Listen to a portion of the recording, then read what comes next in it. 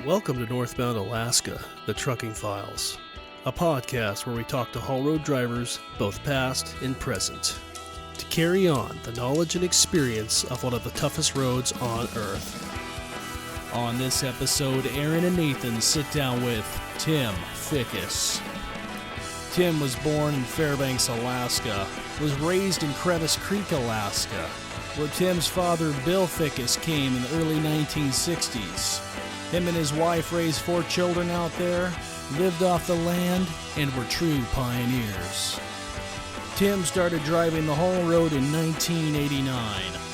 Tim has over 36 years driving on the haul road with several million miles and has spent 19 and a half years working for the state of Alaska removing snow from the haul road.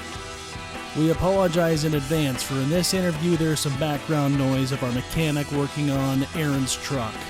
And if you're watching this on YouTube, please subscribe to our channel and like the content. Thank you for all your support. Well, we got a little bit of background noise today. The guys are working on the truck. And we got Tim Fickus with us today. Tim, are you a lifelong Alaskan? Yes, I am. Born and raised. Where were you born at? I was actually born at St. Joseph's Hospital here in Fairbanks. Was it room 116? Could have been. I think I was on the second floor. But I was born here in Fairbanks, and as an infant I was taken up to the Brooks Range, where we have a homestead up there, and it's called Crevice Creek.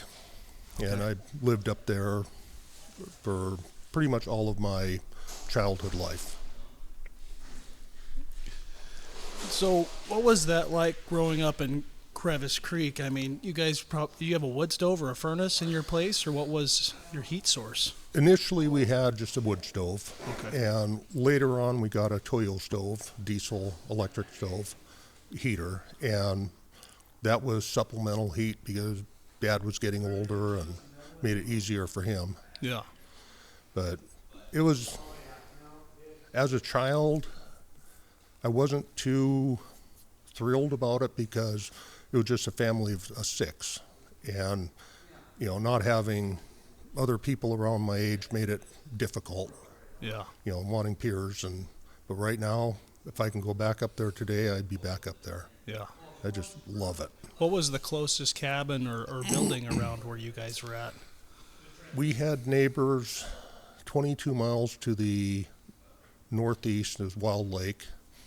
Then there was a family that moved in 18 miles south of us on the Timber Creek. Okay.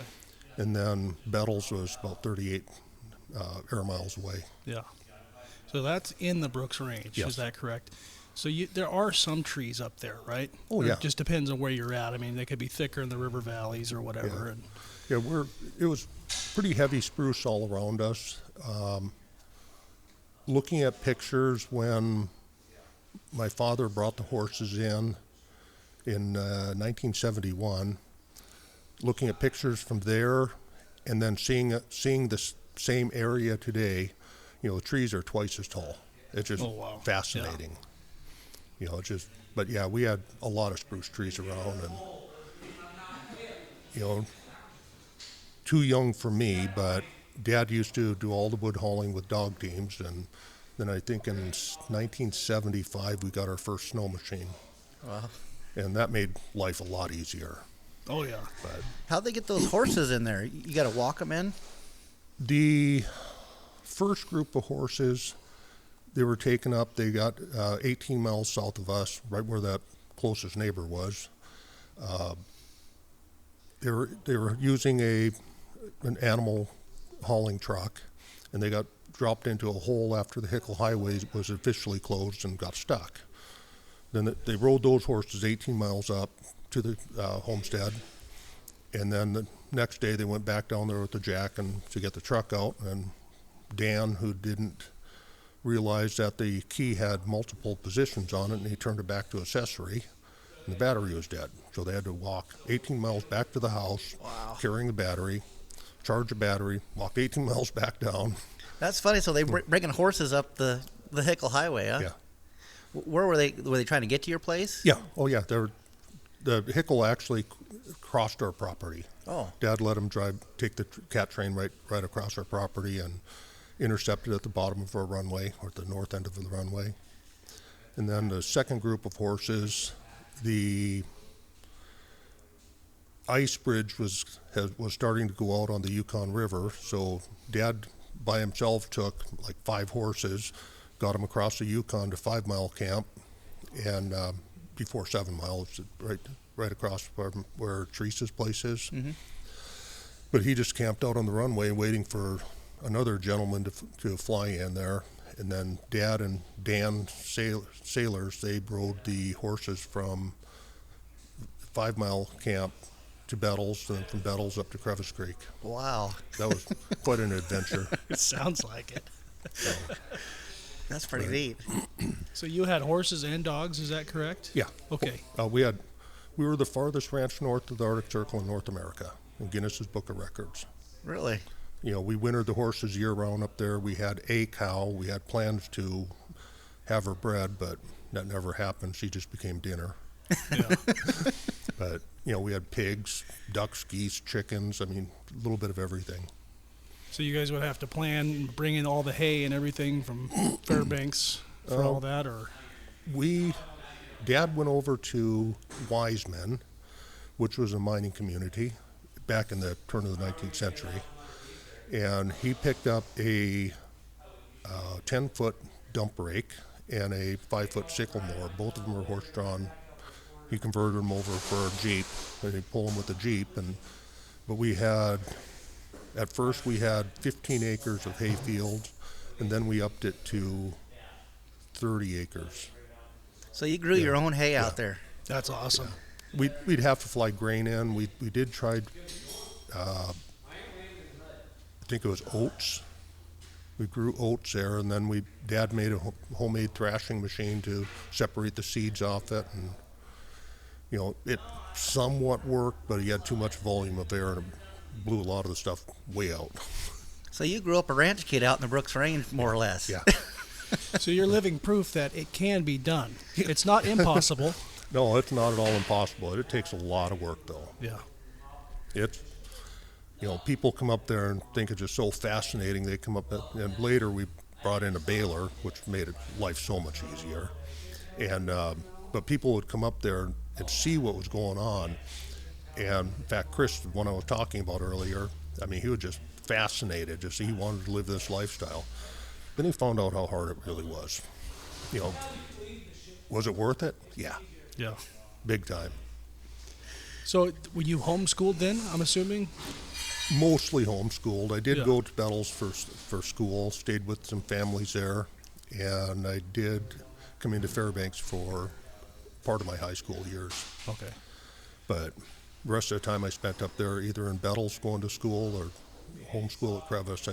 I think from 2nd grade through 8th grade I was homeschooled right at Crevice. Okay. And that was in the days where there was still actually quite a few people living out in the interior. Yeah. Now there's nobody left out there. Wow. Nothing, huh? Nobody? There's a few people that will go up to Wild Lake, but they don't stay there all year round. Paul Shanahan and my father, Bill Fickus, were probably the last 2 that I know of in the interior. There were still a couple up there on the north side, up there, I don't remember their names now, but they're up there in Anwar area. Yeah. Where did your dad grow up at?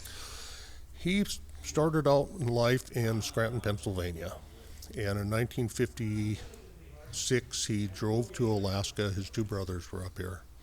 I think Mike came up first, his oldest brother, and then his little brother came up not long afterwards, and both of them, or all 3 of them, were pilots. Mike was a little more, I follow a little more in Mike's footsteps. He was pilot, mechanic, truck driver, you name it. He did a little bit of everything, what I do. Where Dad, he was more focused on, when he came up here, he was a federal air taxi because it was still a territory, wasn't a state. And he flew into Crevice Creek, I think in 57. It might have been, yeah, I think it might have been summer of 56. And the runway was only 600 feet long, and he was doing air taxi work for a gold miner up there, and Dad just got the gold bug. And he spent his life gold mining and big game guiding. So the gold miner put the runway in, or where? Yeah. Andy Swasdahl, who went up there just after World War II, and he actually put 2 runways on the John River. One was marginal helicopter runway, the Timber Creek, Suckett Creek, and then Crevice Creek, which was a fairly decent but short. So later, when Dad brought a small dozer in, had to fly it in with the Norseman, and it took 3 trips. He was originally going to try to drive it up, but that didn't happen. The snow was too deep, so they loaded it in the Norseman, and 3 trips later, bolted it back together, and he extended the runway out to 2,250 feet. Nice. So did you guys ever have any interesting bear stories out there? Oh, yeah.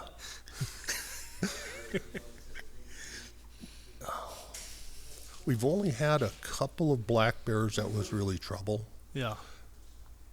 Maybe 3, I would say, but we've had a lot more grizzly trouble, which to me, I think you'd normally think it'd be backwards. Yeah. Black bears are a lot more brave and curious, but Dad had to shoot, I think it was 8 different charging grizzlies.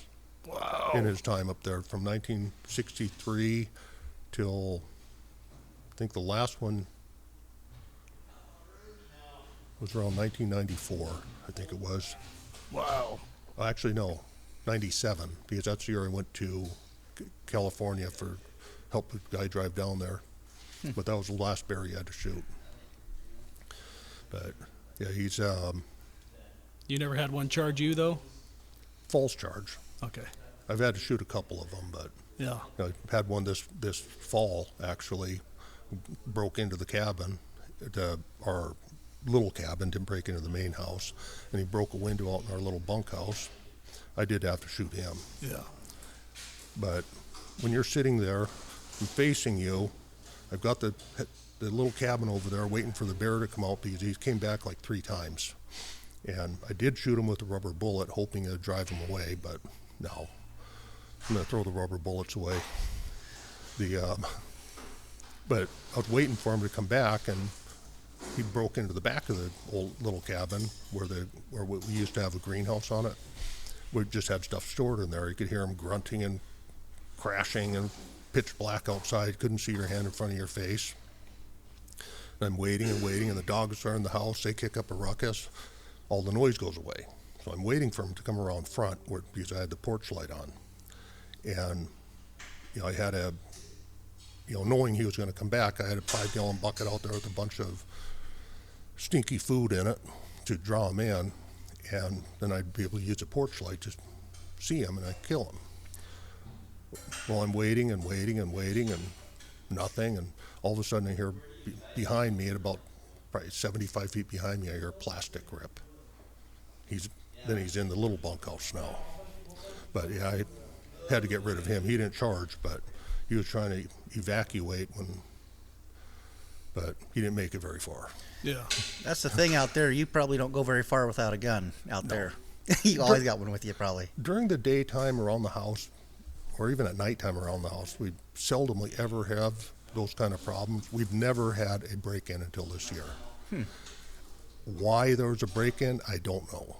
I mean, all the foods that was stored were all sealed, so it's odorless, scentless food, camping food, and they're inside of salvage drums. And Chris opened up the salvage drums to get camp food out because he was out hunting at the time, and the bear apparently was just curious, but he broke it, actually got into the cabin twice. But another story was with Dad was, I think it was 1997. He was up there at the mine, and earlier, a couple days before, like 3 days before, he took Mom and this other worker Bill Tobuck. They flew him up there to Hunts Fork and dropped him off on the gravel bar. And they were floating down back to the house. So Dad goes up to the mine, still carrying on gold mining, and okay, well, they should be getting to the landing any time. So he jumps on the three-wheeler and starts heading down the creek, which he's 3.5 miles up the creek. He gets about halfway, and he sees this grizzly stand up, probably 200 feet ahead of him. So the bear stands up on her back feet, is looking at him, and all of a sudden another bear, almost as big as her, stands up, a 2-year-old cub. Immediately, she drops down and charges. And he has a 44, he puts a shot in the ground or over the top of her, no deterrence at all. And we have the old original Ruger single 6, so we only put 5 bullets in it. We don't leave one under the firing pin or the hammer. So he put one in the shot above her head, no deterrence, she just kept charging. Put one on the ground in front of her, splattered her with rocks and bullet debris, didn't even phase her, so it's like 3 bullets, 2 bear, not good odds. So he just starts grabbing gears, but he's got to go straight at the grizzly before the road turns. And so he starts going straight at the grizzly, and the grizzly's charging him, he's charging her, and he makes a turn, and he sees her, and she tries to intercept him because he's still on the road. And he's going into the next corner, and of course, three-wheelers are not very safe. They like to topple over. So Dad's really leaning into this corner because he's got that thing in 5th gear wide open. And something made him flinch. So he jerks a little bit, and his hat flies off. He keeps on going. He goes about 100 yards, looks back, and she's now walking. She gave up the chase. So he gets to the house, hooks the trailer on, goes down to the river, and just in time to see Mom and Bill pulling up with the raft. And Mom looks at Dad's like, "What happened to your face?" And Dad's like, "Nothing." He said, "You're bleeding." He reaches up, and it's about a 1/4 inch behind his eye socket. Just a little scratch about an inch, 3/4 of an inch long or so, where if that bear was another 1/2 inch closer, it would have hooked him in the eye socket and flipped him right off the three-wheeler. Oh, man. But he just had blood running down his face. Didn't even know he got hit. Wow. But Something just told him to flinch, though, huh? In that instant, he just flinched a little bit. Yeah. That's crazy. Yeah. So, but yeah, he's had quite a few bear stories. So this is a stupid question I'm going to ask you, but some people from the States would probably ask, what about the bear bells? Do those ever work? We refer to them as dinner bells. It's like pepper spray. Yeah. Seasoning. Yeah. All right, I just had to get that out of the way. In normal situations, the bear bells do work. Yeah. Because the bear will hear the noise, and bears generally don't want to be bothered, and they'll leave 99% of the times. But there's that 1%, the dinner bells. Yeah. So let's fast forward to old teenage years. What are you doing for work? Are you in Fairbanks working, or? I bounced around quite a bit. I did a lot of work in Bettles there's a Koyukuk Incorporated. It's owned by Burt Behem. I did a lot of work for him, mechanic work, running equipment, hauling earth. And I would also do side stuff like hauling firewood into Bettles, selling it to the people in Bettles, usually the village people for Evansville. And then in 1981, I came to Fairbanks for high school, my first year of high school, and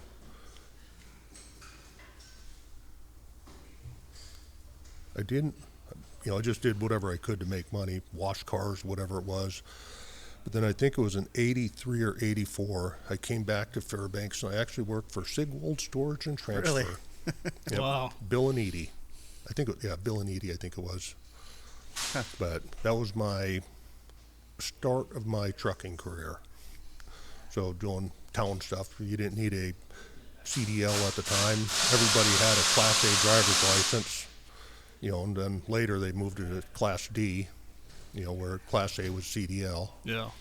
But yeah, I got my start driving those little Jimmy Hostel trucks, two axle and 3-axle trucks, day cabs, 318s in it. Yes, noisy. Oh man. So you're doing that, and when was the first time you got into an 18-wheeler? I think it was 83 or 84 with Sigwold. Was that just driving around Fairbanks, yeah, or were you just local? Okay, yeah. They were doing a lot of household moving, so you'd have to drive a semi over there, tractor trailer, 18-wheeler, to the residence. They would usually have everything packed up. You just have to take it from the residence to the truck. And then in 1989, I think it was probably around November, I made my first run up to Prudhoe Bay with the tractor trailer. I had 2 sticks of 60-inch pipe on there, and each piece of 60-inch pipe was, I don't remember how long it was, 50 or 60 feet. But they had 6 inches of concrete lining on the outside of the pipe. And that was an experience. Were you by yourself? Unfortunately, for most of it, yes. I made it all the way to, his name was Dale. He's been running up here for years. He's retired now. I don't remember his last name, but his wife was my pilot as far as, I don't remember if it was the Yukon or Coldfoot, but I think it might have been Coldfoot. But I got piloted from Fairbanks up to there, went for my first bobsled ride coming off of 9 Mile. And that was a 35-mile-an-hour corner at about 60. The old cab over Pete I was running had I think it was a 350 Cummins in it. It had one switch to the Jake brake on it, Jacobs. All 6 heads hit. But yeah, I got to Coldfoot. Then I was on my own from Coldfoot to the pass. And, never running the pass before in my life. I didn't know I was supposed to take the high side on the switchbacks. So I started up there, and like I said, 75 Pete did not have lockers. So I started into the corner and wiped my feet, stopped, jumped out, threw a set of chains on, moved about 2 more feet forward, wiped them again. It's like, that's not supposed to happen. Put on 2 sets, made it about another 5 feet, wiped them again. It's like, I don't have any more chains left. And finally somebody coming by says, if you back down, get in the high side of that corner, you wouldn't even need the chains on. So, back to 12 wide down with caps on the end of the pipes, couldn't see anything, back up a couple feet, open the door, look underneath the pipe, close the door, back up again, got on the other side of the road, and then I ended up Les Fairchild. I forget who he was pulling for, but he had a Freightliner, and he took me under his wing and led me the rest of the way to Prudhoe and showed me how to spin out on ice cut. Showed you how. Yep.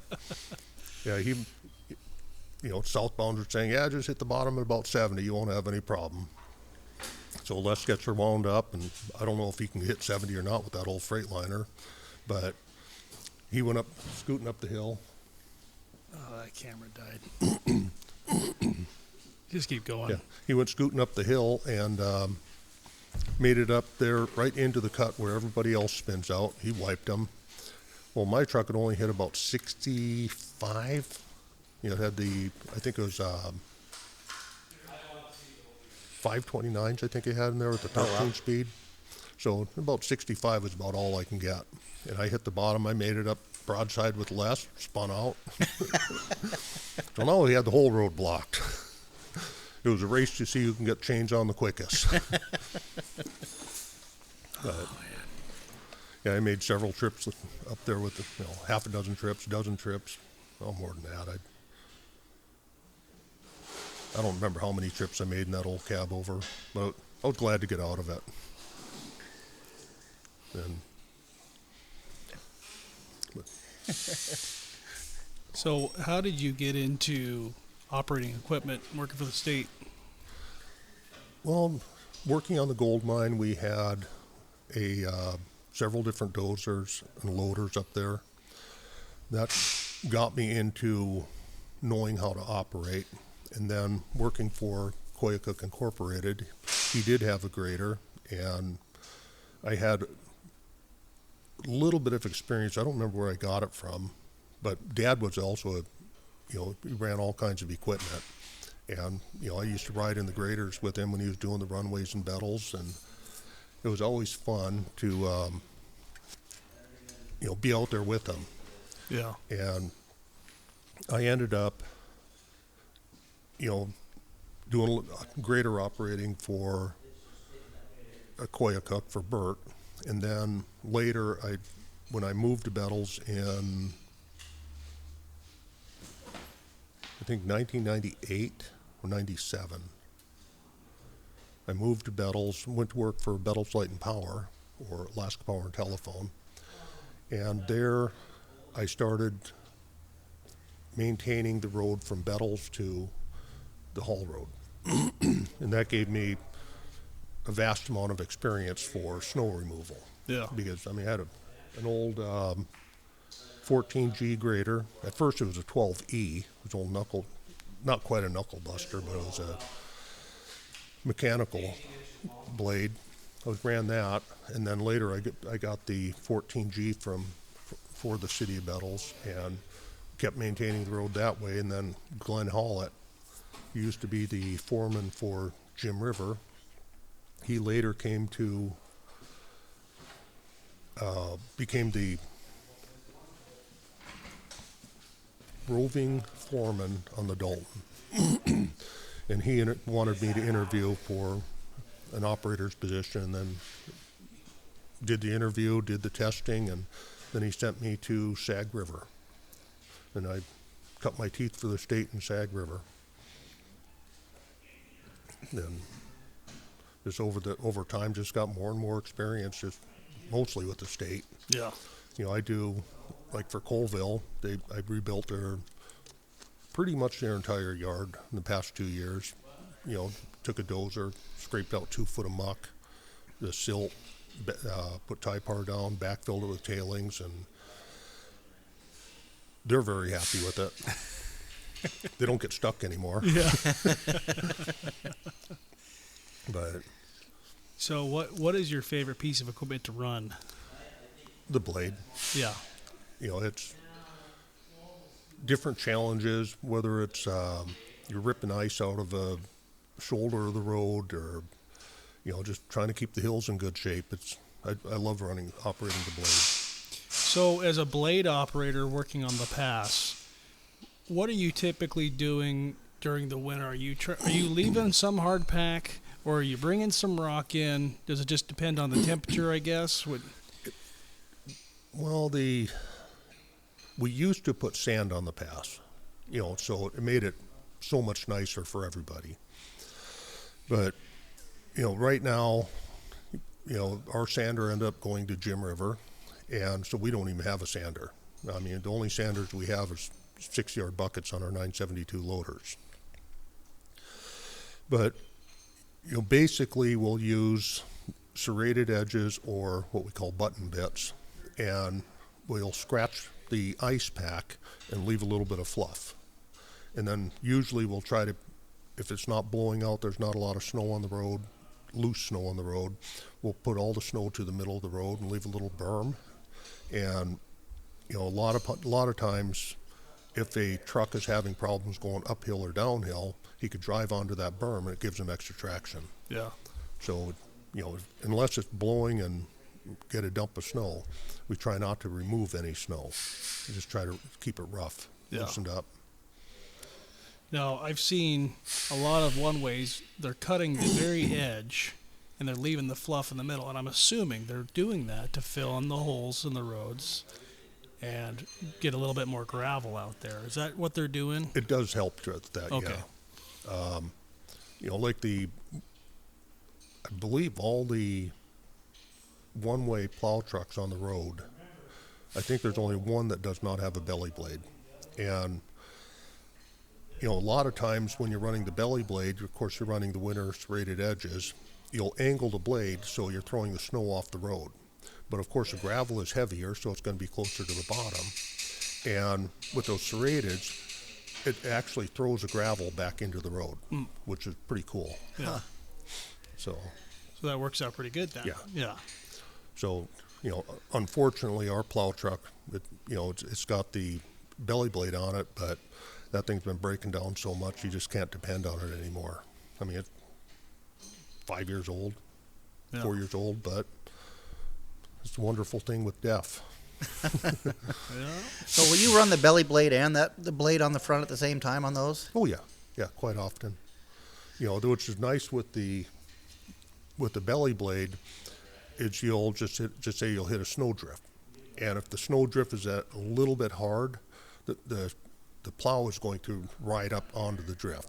With your belly blade down, it'll hit it and either throw it into the road or you could throw it off the road. But the belly blades, they don't throw the snow very far, and that's on the north end, north of Vatican.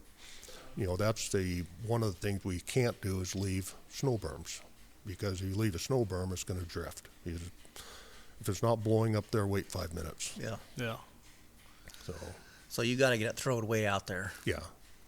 And the plow truck works good for that. You can throw it 50 feet or so, roughly, give or take. Is there a certain speed you're trying to maintain for throwing it, or does it just kind of depend on what you're doing? It depends on what you're doing. Just say if you're running with the belly blade, you try to do about 10 miles an hour. But if you see a drift up there, I'll drop the blade and I'll run up to 35 miles an hour. That's our mandatory maximum speed.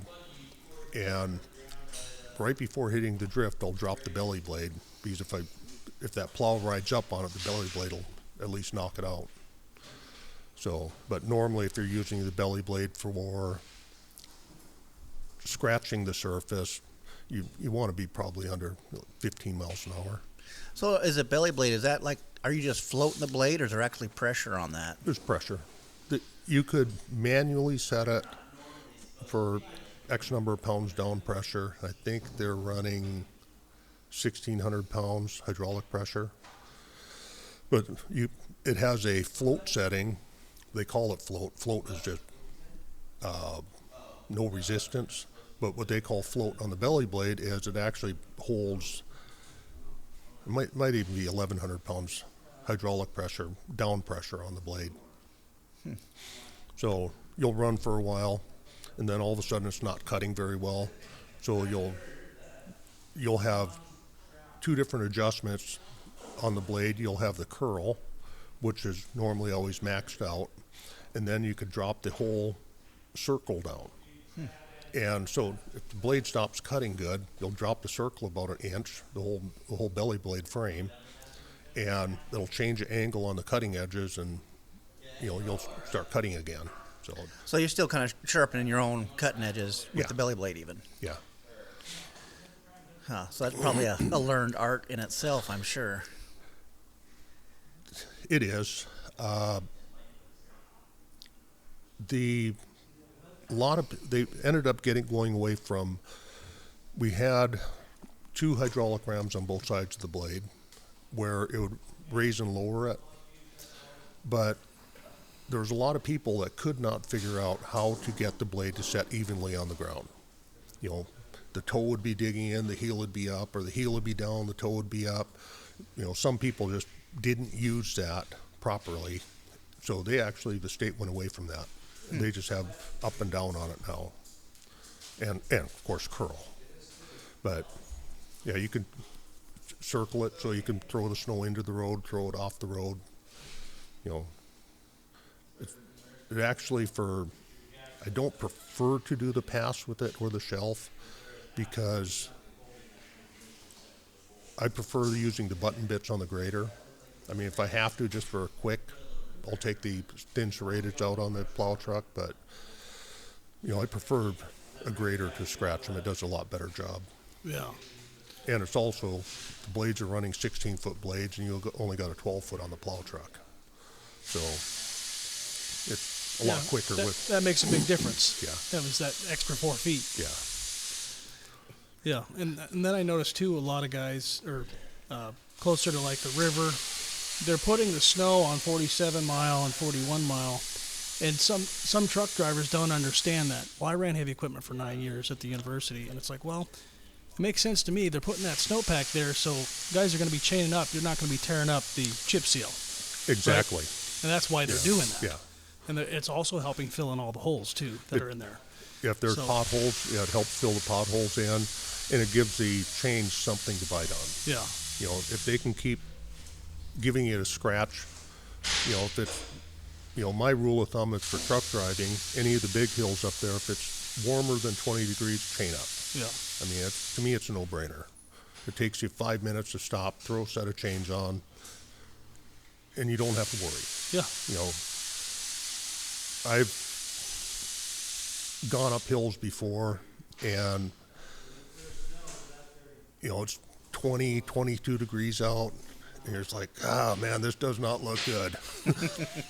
And, you know, when it starts getting that warm, I mean, their chances of sliding backwards is higher. I mean, it just, you know, I don't like going backwards unless I'm doing it intentionally. Have you ever gone backwards on a blade? Quite a few times. What's nice about the blade, you could drop the blade. Yeah. And you can come to a stop really quick. Yeah. So I asked John Sauer this. Do you prefer the traditional controls on a blade or the M models with the joysticks? I've gotten used to both. The antler racks I like a little more. Yeah. You know, but like I said, it depends on what you're doing. You know, when I was down there working on the high float, doing a lot of turning around and stuff like that, you know, just doing, when we were back in the days when we were only doing a 50-foot patch here, 100 yards here, you know, the steering wheel was such a pain in the neck because you'd be lifting the blade, get the blade up, you're spinning the wheel with your finger, rolling forward, then spinning at the back. It was just a pain in the neck where you got the joysticks that rocked back and forth. Yeah. You know, for doing something like that, I preferred the joystick. Yeah. But for normal operating, I like the wheel. Yeah.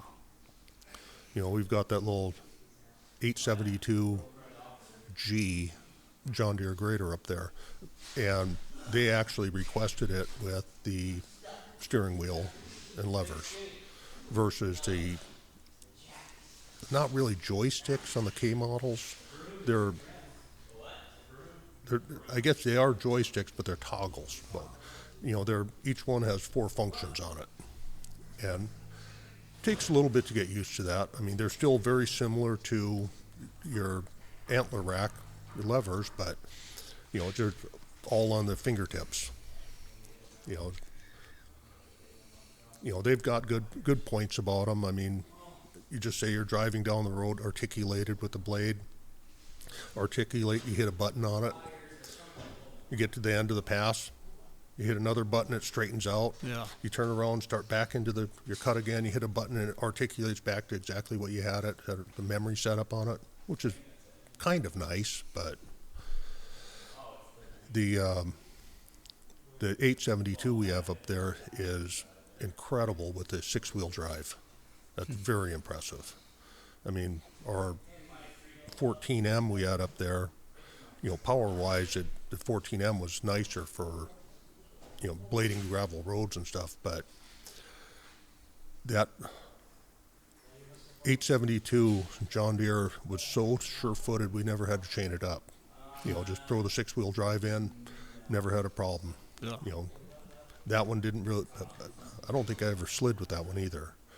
But the M models, they went from the H's to the M's for the Caterpillar, and they went from air brakes on the H to hydraulic brakes on the M's.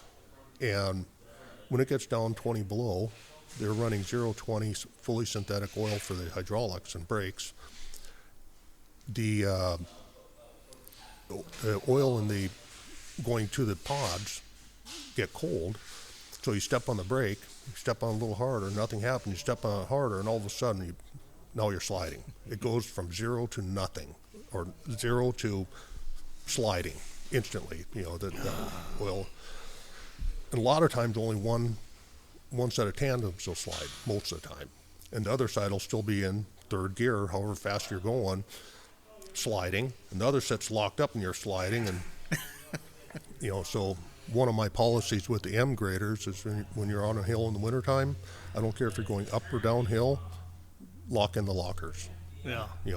Because now you got 4 tires.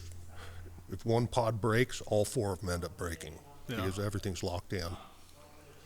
So, but I do like our 16M we have up there. Yeah. That thing's a beast. They had chains on it. They had all the rain up there, rain and freezing rain, so they needed chains on it. But when we got up there, we getting ready to go icing and doing the hills, we pulled the chains back off because that thing's very sure-footed. Yeah. Yeah, the 14 isn't very. I wonder if that's a weight difference, or I wonder what the difference would be. The 14M, I think it's 62,000 pounds. That's just with a ripper and blade. But our 14 has a sloper, which is a little bit heavier, and it's got a hinky plow, a V plow, or hydraulic plow on the front. I'm guessing it's probably 68 to 70,000, and our 16M, I think it's 74,000. Wow. So, quite a bit of weight difference. But that, like I said, that 16 is just, it's a mountain goat. That's awesome. So have you ever had an avalanche come down on you when you were up there working? Oh, quite a few times. Do you guys have training for that? I mean, is there an avalanche school? And We have our master gunner does the avalanche training, beacon training, trying to bring people up to speed on what to watch for avalanches. Different signs, seeing little slough offs on the, you get snow, blowing snow. For instance, slide path 112, just below the waterfall. We call that our frequent flyer because we've had that thing come out 3 times in one day.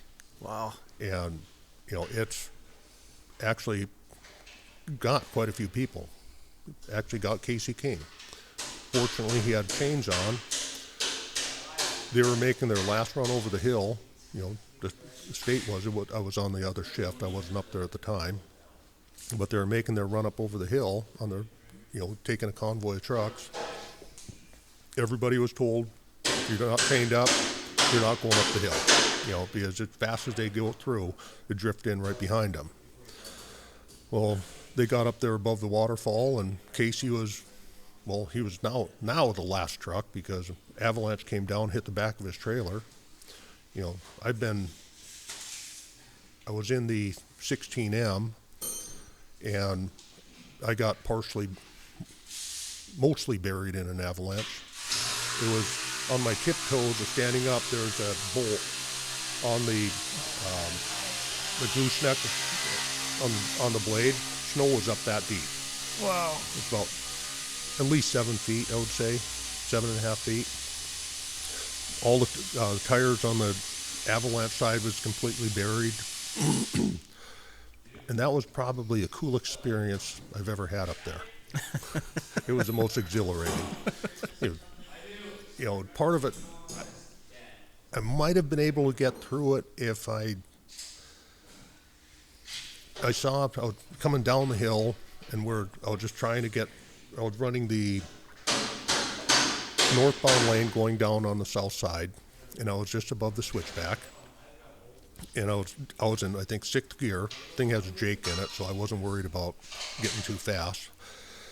And I'm watching what I'm doing. I've only got the blade about 1 inch off the ground because any of the loose snow I'm just throwing into the middle because I'm going to come up the middle and throw it over towards the sidewalk.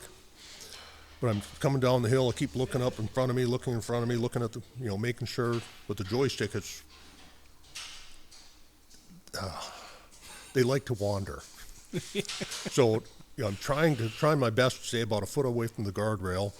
Like I'm doing probably 15 miles an hour going downhill. And all of a sudden I see snow coming under the blade. And I look over to the side, and all I can see up to the side of me, which is a huge wall of snow dust. And when the snow dust hit the cab, the mirrors are only 2 feet out on each side of the doors. I couldn't even see the mirrors. So I made the mistake and hit the brakes. Instantly it started sliding. Back end slid towards the guardrail a little bit, came to a stop. All the snow flurry died down. Looked around, was like, guys, you wouldn't believe what just happened. Man, that was just so exciting. It wasn't a big slide, but that was probably the most memorable one. Yeah. And so you guys are always wearing your avalanche beacon while you're up there. Yeah. Hopefully right before the start of avalanche season, we're all wearing the beacons. Anytime we go up on the hill, if I'm going up to ice on the north side, no, I'm not going to put the beacon on because I'm going to be moving up the hill at 40 miles an hour. But if I'm going to be working on the hill, anybody that works on it will be wearing a beacon throughout the day. So, just for safety. Yeah. And that's one of the things that, with these newer beacons, we've got the, I guess, Gen 3 beacons now, but it's got 3 different antennas in it, transmitting antenna or receiving antennas and one transmit. But one of the things that makes the beacons not as accurate, just whatever. Really, with the phone, having your smartphone with you will make it not as accurate. Or if you're wearing like a digital watch, there's something that gives off in a transmission. Like the phones are constantly, looking for signals and stuff like that. They interfere with the beacons. Huh. So the beacon gets worn right here on the side. So you try to wear your phone at least a foot away from it. So in case something does happen, that one shut off.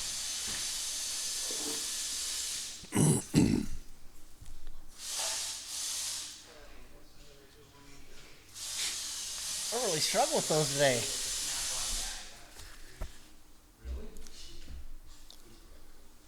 I'm going to go take a leak then. Huh? I'm going to the bathroom. Oh.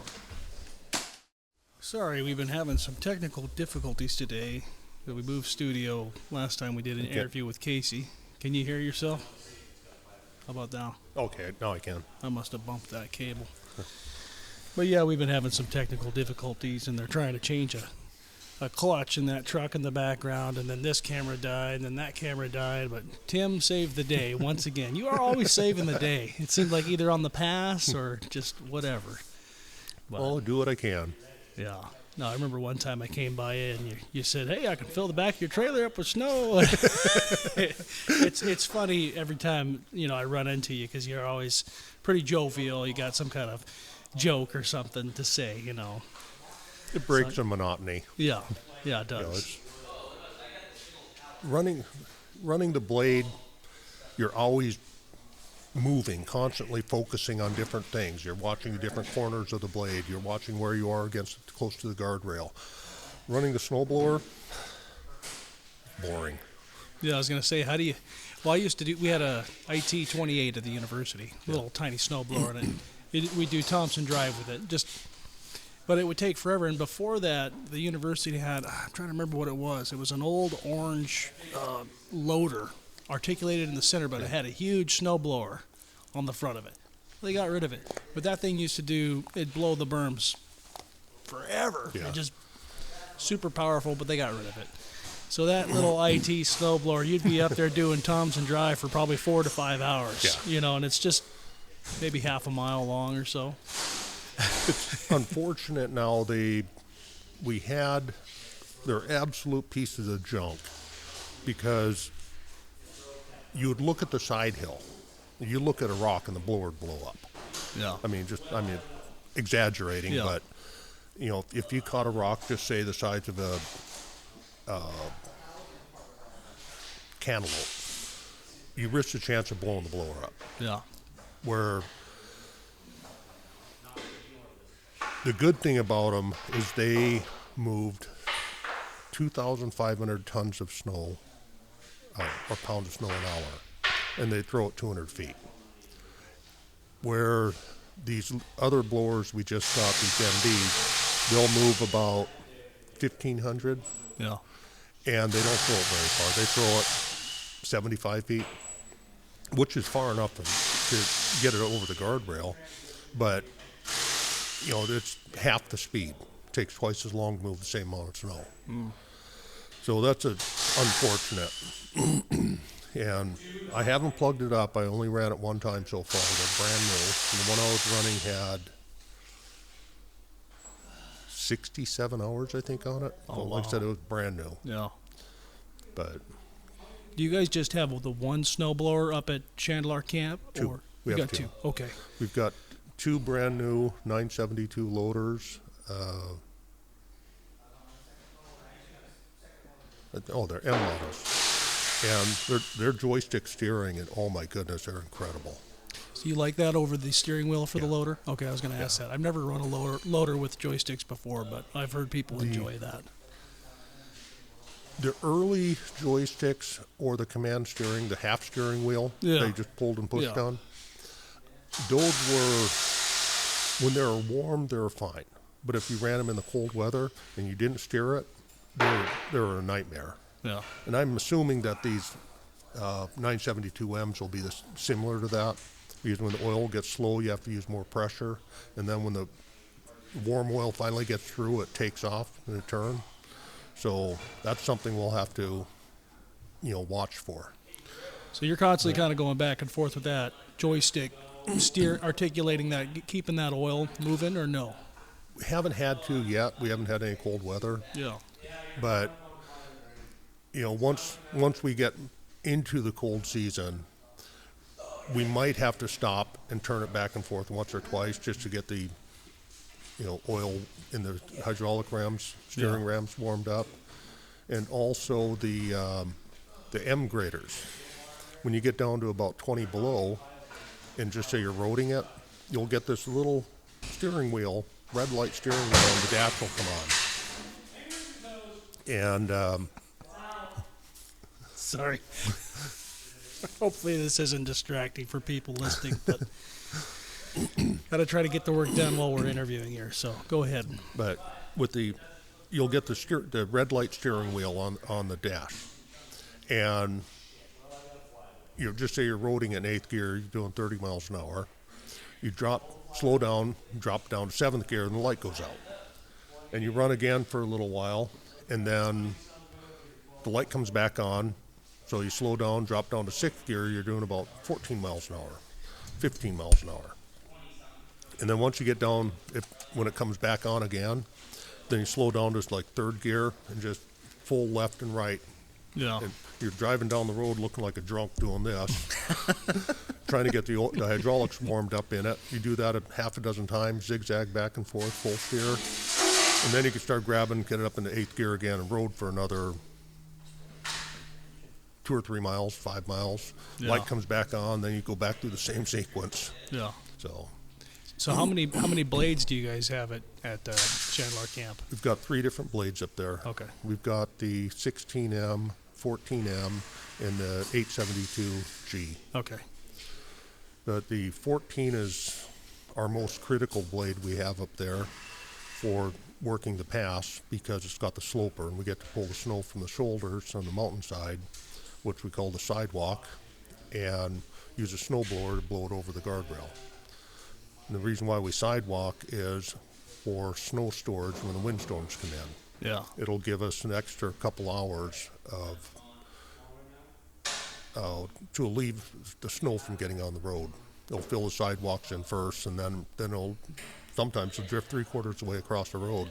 Now, are you guys calling that sidewalk because you kind of it's kind of that high off the ground and then it's flat where you pulled? Yeah. Yeah, okay. So it kind of looks like a sidewalk. It looked just like a sidewalk. Okay, Yeah. I got you. You know, sometimes it might take us 6 poles, 8 poles in places if the snow drifts heavy in there Yeah. and hardens up. You know, the front of that grader keeps getting pulled into the sidewalk all the time. Yeah. So it's always a challenge. You know, it can be very fun. There's times where you'll see these, especially on the south side of the pass, right above the switchback. The whole mountainside comes down relatively uniform, and there's 29 slide paths on the south side of Adigan, 7 slide paths on the 200s right after starting off the north side. Then once you get below the pipe crossing, there's another 10 slide paths down there. But you get into the low 100s, just right above the south switchback. You'll be looking, seeing all this little granular snow sliding down the hill towards you, because of the wind. And there's quite often you'll be pulling with the sloper, and all of a sudden might be 50 feet up, it might be, 100 feet up, but all of a sudden that mountainside will cut loose on you. And then you'll be back there again, pulling the sidewalk. It buries it again. So, Man, last year it seemed like you guys were really struggling. It just was snowing and blowing. It was like you were working nonstop and you just couldn't keep up, it didn't seem like. there are times it's like that. I mean, we'll take 2 blades in the snowblower up to the top of the hill. We'll go over on the north side just to give it a little scratch to give the traction. Come back onto the south side and it's like, didn't we just come up here? Yeah, it's pretty wild. So you got to battle it out just to get back to the camp. Yeah. Oh, man. I think it was my first year or second year up there. It was either 2012 or 2013 in Chandelar. Leon and I just came on shift, and we're working 1 week on and 1 week off.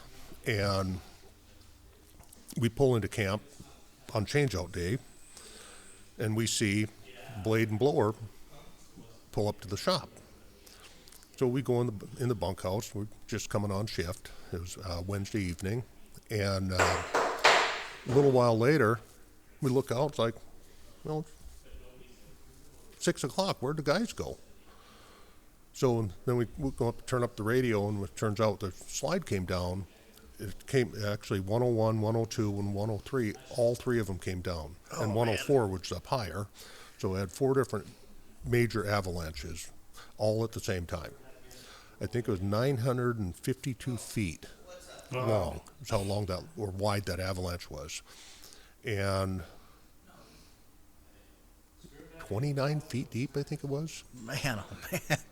It took them about 6 hours, and they actually got through it with sheared a whole bunch of bins on the blower, made it so it was about, maybe 12 feet wide, but they got through it. But, So when you say deep, are you saying like that's how tall it is? Yeah. That's crazy. So it's way above the cab. Oh yeah, yeah. CB antennas wouldn't stick out through that. Yeah. Oh man. It's Does that ever get scary? no. I'd be like, are you going to your grave when you go into some of those? But The way I look at it, I believe in God. When God wants to take me home, He's going to take me. It doesn't matter if I'm sitting on my recliner, sitting in an avalanche. When it's time for me to go, He's going to take me.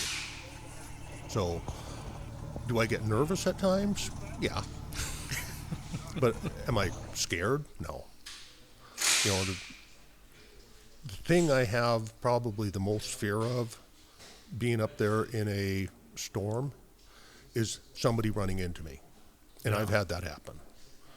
Dave's been rear-ended in a blower, twice, I think it was. I've had a Carlisle was coming down.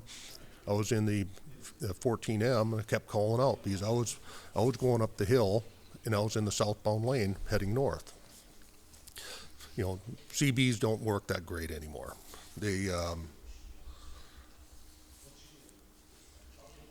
a lot of people don't take the time to tune them properly, so you might only have 100 yards range. Well, I'll constantly be calling out when I'm in a blow. I'm in the wrong lane, so I'm at fault, but I'm trying to keep the road open. I got another blade behind me in the proper lane, but I keep calling out, and all of a sudden I see headlights loom out in front of me in about 100 feet, 150 feet ahead of me, and I grab the CB and say, "Hey, I'm in your lane." No response. "I'm in your lane." Said it like 3 times. Then finally, right at the last second, he veers into the northbound lane to go around me, and he hit twice on the sloper. Wow. I thought he was going to hit the boss plow. How we missed that, I don't know. But he hit the grader twice. I said, "We made contact." And he said, "Wheels are still turning." Just kept on going. Wow. So I assume the winches hit the side of the sloper, and I think I was hit a couple other times, but bumped, not really hit, just bumped. And that's why you guys have those signs on there to call on channel 19. Yeah. Because if it's blowing up there, you want to know if somebody's coming up there. Yeah, you want to know if somebody's coming up or down. Yeah. I think it was like 2 years ago. It was on Randy Madison's Haul Road Chatter. We were talking about asking people to call out, especially during bad weather. We're up there, we got 2 blades and a blower. We got the entire road plugged up. Not only is Mother Nature plugging it up, we got 1 blade in one lane, 1 blade in the other lane, and there might be a 6-foot snow berm in the middle of the road. So we'd appreciate it if people call out and we could say, "Hey, give us about another 20 minutes, we'll be on top." Yeah. Just that way they don't have to worry about stopping. If they stop, they're not going to get started again, most likely. Mm-hmm. But, Ken was trying to get people to start calling out, and it's like, just because you call out doesn't mean you own the hill. No. Nobody owns a hill. Yeah. If you call out and we have the road blocked, we could tell you, that way you don't have to get up here, cuss at us, and then have to chain up, or we'll have to push or pull you. When a truck makes a mistake on the hill and we're up there, it takes time away from us to maintain the road. Yep. And that's all we were asking for. But So especially in situations like that where it is blowing, it's, "Hey, can we come up here, or what's going on?" Yeah. Usually, which is really nice, is the veteran drivers, the ones that's been up there a couple of years, they get to the bottom of the hill, they'll see a northbounder. "Yeah, there's 2 blades and a blower up there. They got a big berm." They'll explain it to them. Yeah. And they'll, most of the time their common sense kicks in, which is a dying breed anymore. Yeah. But yeah, it'll be that way. Go in either direction, 15 minutes or so. Yeah. The other side of the pass is like, "Hey, they were at the waterfall when I come by," so you kind of have an idea, and you have to kind of make some contact, and it keeps everybody out of trouble. Yeah. We're not trying to slow anybody down. We're trying to keep everybody moving. Yeah. But like I said, if we're last shift when I was up there, not going to mention any names, but there was a guy came up the hill, and he knew that we were up there. But apparently his CB didn't transmit very far. The loader I was in, it was a brand new loader, but the CB in that didn't transmit good. It used to, but just all of a sudden just died. And I saw headlights coming up behind me, and I was in the snowblower, so I moved over off to the side to let him go up the northbound lane, because I knew that our John Deere was a little faster going uphill than the 14, and I knew he was going to be closer to the top. So I moved over, let him take the northbound lane. He passed me, or stopped right beside me. She was chained up. But he stopped beside me right at slide path 125, where it has a little bit of a hard pull. And he tried moving, saw him, he spun. I'm like, why did he stop? So he backed down, we got a little more of a level bench, and he passed me, and up the hill he went. Well, unfortunately, I should have put him in the southbound lane. But I tried talking to Ken, and that VHF radio, state radio, if you're more than half a mile, that radio just doesn't work.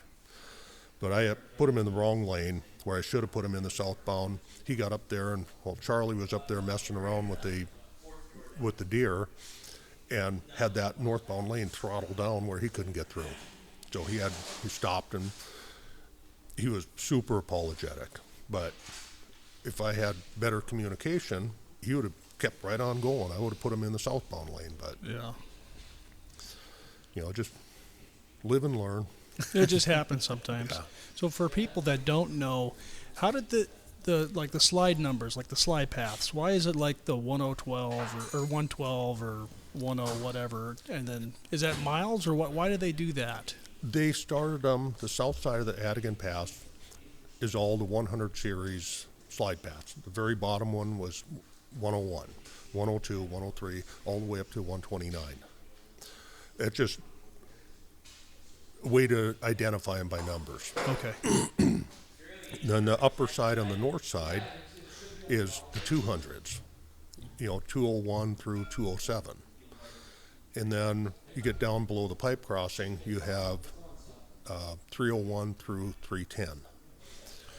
And some of those slide paths don't hit the road or very seldomly hit the road, but we try to control what's up there with the 105 howitzer. We'll shoot the different slide paths. We can bring it down to a lower level, to the lower bench. So that way, when it keeps building, we'll keep bringing it down to the lower bench. So if it cuts loose by itself, a lot of times it'll hit the road. So we'll try to get it down to the lower bench where the next time we have to go up and shoot, it'll come down to the lower bench and stop. Yeah. But if you get too much buildup in the slide paths and it comes down, it's going to bury the road. It's unfortunate that our avalanche guy, he worked in Alyeska, master gunner down there, and he likes seeing these huge, monstrous avalanches come down. They're really cool to see, but they bury the road, they destroy the guardrails. I mean, they just take that guardrail and throw it right off off the mountainside. We don't like seeing big avalanches. We like to have smaller ones. Takes less time to clean up, and traffic's rolling quicker. Might have to shoot more often, but what are they, like $150 a shot, I think it is, per shell. But it can be fun shooting up there, bringing them down. Do they let you shoot ever? Oh, yeah. Okay. Yeah. So you like shooting that thing? Yeah, it's all right. It's a big boom. Yeah. It's actually shooting it is fun. Setting it up is a pain in the neck. Yeah. Because you got to get it in place. It's the thing weighs 4,500 pounds for the chassis and gun. But it takes a little bit to get it set up, about a half hour. Where the recoilless, that was really cool. That took about 10 minutes to set up, and you're ready. We had 3 different gun mounts for it, and we had a truck with a crane on it. We'd pick up the recoilless off the bed of the truck, put it up on the gun mount, and within about 5-10 minutes, you're ready to shoot. Yeah. But the howitzer, you've got to take, all the gunner's quadrant stuff off there.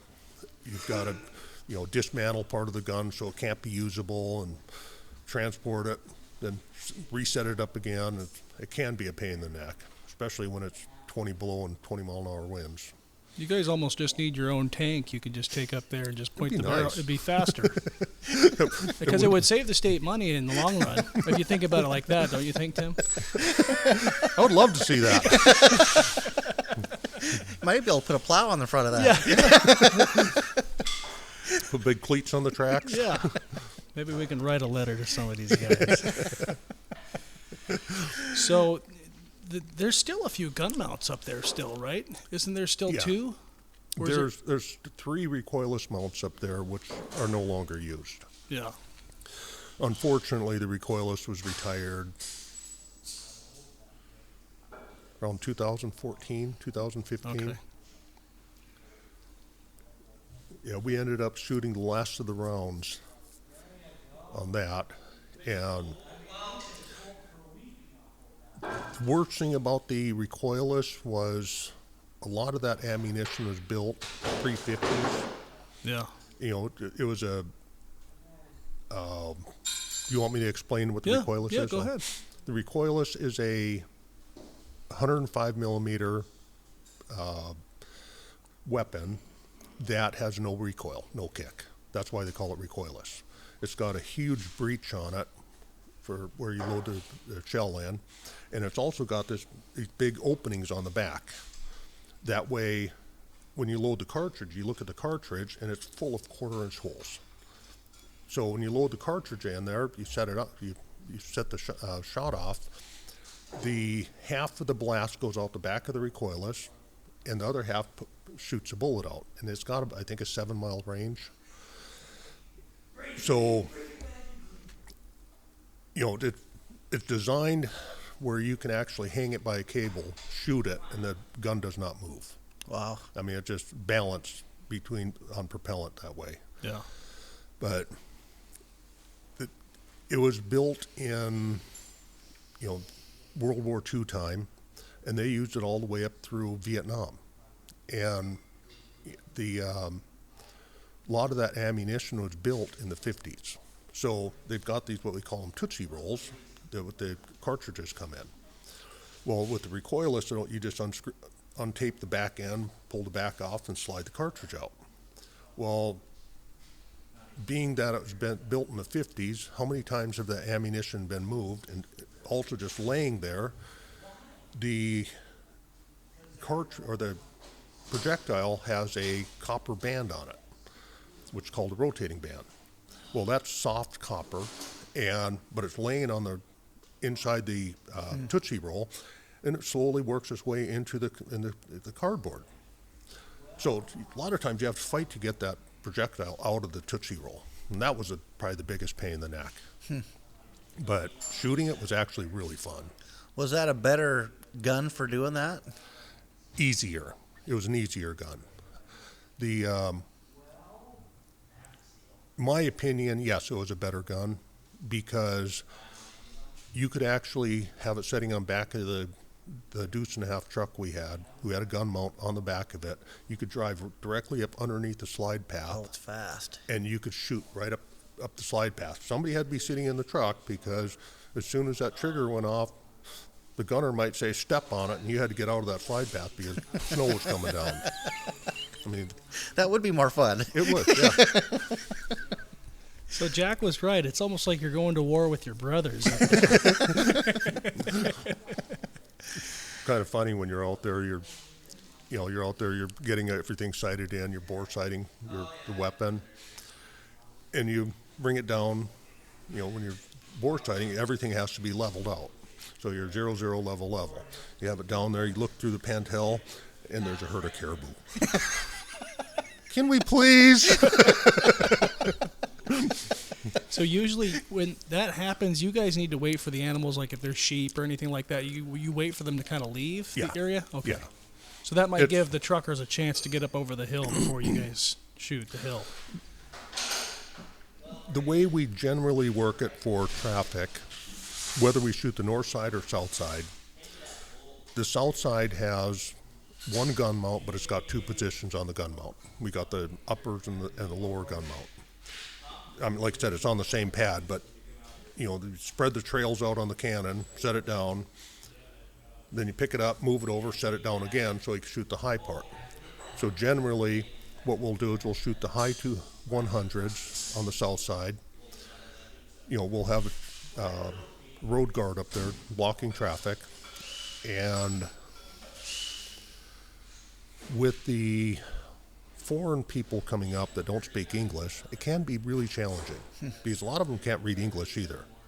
You'll get up there and they'll try to get through with the road guard. Remember, you got a loader parked sideways in the road, beacons going, and they're trying to get around. It's like trying to talk to them, it's like to hold them back, and then the truckers actually help out because they'll sit there and pin him in.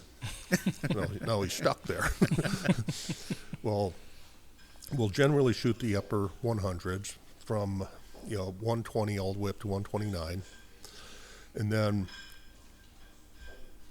while we're moving the gun to shoot the lower 100s, the gunner will make a run up the hill, or if we have a fast vehicle up on top, we have a loader and a pickup up there, they could run down and check.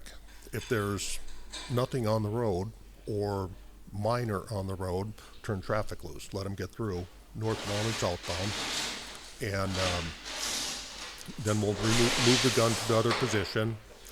After, we'll note the last vehicle going up the hill, Casey King or whoever, we'll name the truck, company, and color. And once the road guard up on top sees that truck go by, 15 trucks just left, the last one is this, and he'll wait till the last truck goes by, then he'll reclose the road. But he'll do the same thing when traffic's coming south. He'll tell us number of vehicles and, last vehicle, color, and company. So that way we can have the hill cleared again for shooting the lower 100 now. Yeah. And if there is a slide on the upper 100s, we'll move the gun. Traffic can't go. Well, they'll have the pickup up there blocking the road. The loader will come down and start cleaning while we shoot the lowers. It's also really cool to get a drone, have a drone setting up there, watching the blast go off, and then watching the snow come down, and it's like, snow blower isn't going to touch this one, there's too many rocks. It's pretty wild. So that you guys will use a drone sometimes and then, like you said, if you see too many rocks, then you won't take the blower up, you'll just go up with the buckets, right? Okay. Yep. Which will take a little bit longer, but you're going to be saving the snow blower. Yeah. Yeah. And these new snow blowers, they really don't like rocks. Yeah. There's one of them had 16 hours on it, and it's already pulled in half. They had to take it in half because, they caught a couple rocks in it. I don't know if the impeller got bent or not, but it really damaged the ribbons bad. Yeah. So, but they had the impeller out of it and the volute off it. Unfortunate, but Yeah. so. Are there any bad habits that truck drivers have that just makes it really tough on you guys? Or is it mainly just the radio, the communication part of that? I would say probably the worst thing is the lack of communication or just driving too fast. I mean, that's quite often, people, the red motors, those things have such an amazing jake on them. I've known people come off the pass at 45 miles an hour. It's like, that's insane. Yeah. I run the X15 up there for the state, and I'll usually come off at about 25 miles an hour. I've got a better idea what the hill conditions are like than somebody that just came out of Prudhoe or, empty flatbed. The worst ones up there are the step decks. The biggest burden on that hill when they're coming back empty. They have zero driver weight. Yeah. And, we had to assist mostly I would say with the step decks. And then you get the 3-axle step decks and they're lead sled. Yeah. But the people driving too fast, I mean, we're out there icing, driving by too fast, you just dump water on the road. You don't have to be doing 40 miles an hour through the water. Slow down a little bit. Keep the water on the road, keep the potholes full of water. Yeah. That way when you come by with mixed snow and gravel in it, freeze down a little better and smoother. But that's probably the worst thing is just fast traffic. Yeah. And it's the worst the weather is. It's like, and I guess the radios do make it tougher with the CBs not being as good. But I guess you keep making contact till you make contact, at least to eliminate problems later on. It's nice to be able to talk to you before you see you. Yeah, yeah. There's been quite a few times where primarily the newer drivers up there, a lot of them get more nervous in bad weather conditions. So we'll be out there with the blade and blower, and middle of a snowstorm, blowing snowstorm, And all of a sudden, they're going northbound or southbound, whatever direction they're going, and they see one lane with no snow in it. The other lane has a bunch of snow. That tells you that there is something up ahead of you, clearing that snow. Some of them don't even think about it. And they're just, oh, nice road. They're trucking along, and all of a sudden they see the ass end of the blower right in front of them, so they cut over to the side. Well, we're blowing snow that way. They drive right through it. Yeah. No communication. And one guy was yelling and screaming about it. Surprisingly, he didn't get the windows blown out of his truck. And, he was like it was our fault that he drove through the snow, snowblower blast of snow. And the old foreman that was up there was like, you're driving down the road, you see one lane perfectly clean, another lane full of snow. Doesn't that tell you that there's a piece of equipment up there clearing that snow? Yeah. So, it's happened quite a few times. You can pretty much guarantee if it's daytime and it's blowing up there, you guys are going to be up there somewhere. Yeah. It's like maybe at nighttime, that's one thing. If you don't get a hold of somebody, that's fine. But, man, if it's the middle of the day, you might want to try to get a hold of somebody. Yeah. If there's a storm out there on the pass, we're going to be up on it. If it's during the work hours between 6 and 6:30, we will be up there on the pass. Yeah. It's just a given because, like I said earlier, we'll go up the hill. It takes us an hour to get up the hill. We'll turn around, work our way back down. By the time we get to the bottom, it looks like we've never been there. Mm-hmm. If it's blowing and snowing up there, we'll be up there. Yep. So let's say it's doing that. It's storming up there, and you guys are going up the south side. How many trips back and forth do you think you make in a working day with it doing that all day? We've done like 5 and 6 trips, round Wow. trips. So that makes for a long day, huh? Yeah. You're like and that's probably just one side, right? Well, you Yeah. probably go to the other side too, but Normally, if you have a north wind, the south side is going to be plugged up.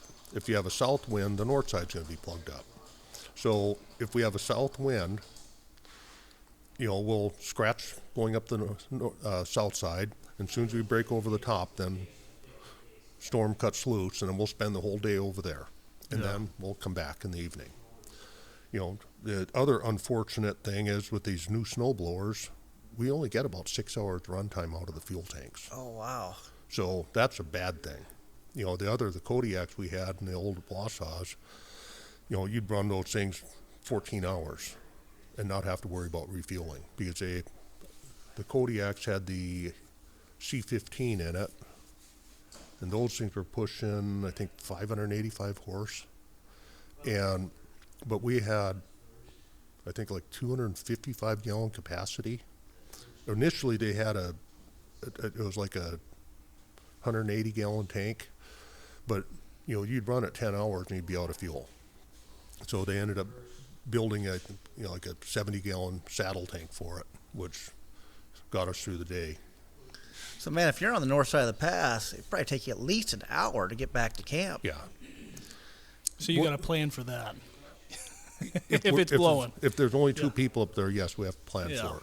If there's, on my shift, we have the gunner up there, master gunner, and we'll call him and just say, hey, make sure the fuel tank's full and come over, I need fuel. And he had to do that this last day, the other day when we were up there, because, it was storming, and we didn't want to have to go back to camp. We were coming off the south side, cleaning, and we had to go back up 2 more times yet. And we had him come out with the pickup and fill the tank up, and got me through the rest of the day. So. You got to plan ahead for that. Yeah. So do you guys eat good up there at camp? As well as you like to pack your food. Yeah. Working for the state of Alaska, they supply, the housing, water, heat, and all that. You have your own room. We pay $105 a month for rent, which I really like because when I walk out of my room at the end of the shift, I lock the door, all my stuff stays in there. Yeah. But, which is nice is we all cook, we have to bring our own food up there. And if you don't like the cooking, well, you need to learn to cook better. Yeah. Yeah. So you guys take turns cooking then? Yeah. I generally cook breakfasts up there. I do you guys probably heard of Sourdough Sunday. I cook sourdough pancakes every Sunday morning before work starts. And I started that in Sag River, did that in Coalfoot for, 4 years, in Coalfoot 3.5 years. And then since 2012, I've been doing it in Chandelar. So, but, dinner-wise, we break it up with, there's 3 full-time people that cook dinners, so you just plan on 4 dinners, cooking 4 dinners a shift. So, not bad, just, we usually we eat really good. Occasionally we'll bring our own prime rib or something like that, but Sundays we can generally go to the pump station, but if we're working on the south side down there by 224 pit, we won't go to dinner. We've been invited to go to Sunday dinners at the pump station because I think it was in the early 90s. The Dietrich River was washing into where the pipeline was. I don't remember if it was above ground or below ground, but it was going to wash out the pipeline. Well, the Corps of Engineers and BLM, and they wouldn't permit Alyeska to go out and put riprap out to stop the erosion. So the old roving foreman, he called up all the camps, said, everybody that's got earth moving, dump trucks, side dumps, belly dumps, he said, be here immediately, as quick as you can. So, Sam went out there, loaded up all the trucks with the riprap, went out there, kept doing rounds, stopped the river from washing out the pipeline. So Alyeska was very grateful, and they said, well, as a thank you, you guys come to dinner every Sunday. Wow. So, I never heard that. yeah. So that's been especially when they have a really good chef in the pump station, and also they invite us for all the holidays. So then holiday dinners, they have filet mignon, they have lobster, king crab, and then also somebody's going to retire from Alyeska. They've been there 30 years or however long. They'll have a retirement dinner for them. They'll call us up, hey, so-and-so's retiring, come on up. Wow. Huh. So, That's nice of them. Yeah. So, talking about the river washing out stuff, I noticed lately you guys are working equipment up there in some of those little creeks, kind of moving stuff and reshaping them. Does that happen pretty much every time we get big rainfalls in the summer? You guys got to rework those creeks? And The past couple years have been very excessive for high waters, but yes, we do. Normally, we would do it ourselves, but being that the state is low on manpower, we don't have time to. So Cruise Construction is actually doing a lot of that for us right now. yeah, And earlier this summer, Ken and I took the excavator and the D8 up to what we call Spike Creek, Adigan Camp, and we rebuilt that whole drainage area in there on the upstream side. I went to my homestead for the month of September. I came back up there and looks like, holy cow, everything was gone.